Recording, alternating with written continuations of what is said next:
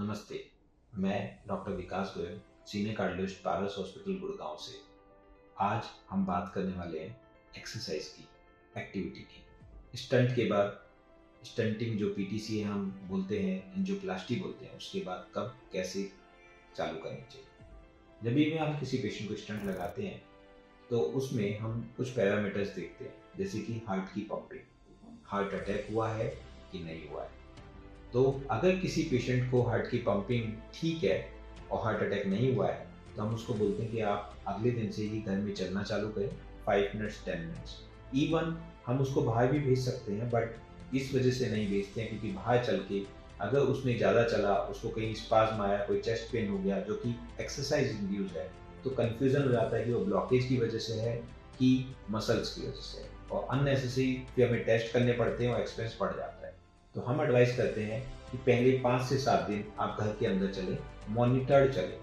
मतलब घर में कोई ना कोई मेंबर रहता है तो आपको देखभाल भी कर सकता है। अगर कुछ आपको तकलीफ हो तो 5 टू 10 मिनट्स दिन में 2-3 बार चलें। उसके बाद जब 7 दिन बाद पहली विजिट होती है, उसके बाद आप डेली बाहर 10 मिनट की वॉक करें और ग्रेजुअली हर हफ्ते 5-5 मिनट बढ़ाते हुए 30 मिनट की वॉक डेली करें।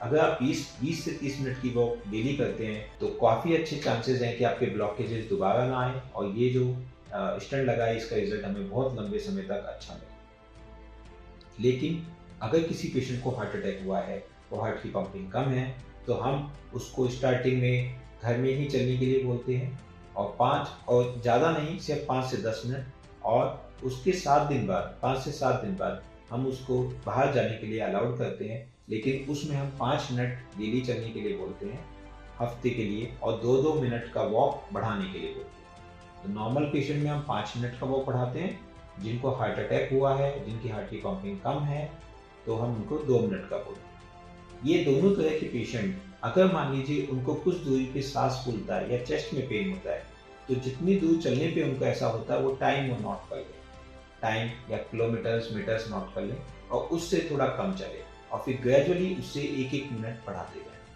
साथ ही साथ वो डॉक्टर्स जिनसे वो ट्रीटमेंट ले रहे हैं उनसे संपर्क करें और उनसे डिस्कस करें कि उनको ये तकलीफ होती है, जिससे कि दवाइयों को मॉडिफाई किया जा सके और उनको एक अच्छी वॉक के लिए मोटिवेट किया जा सके।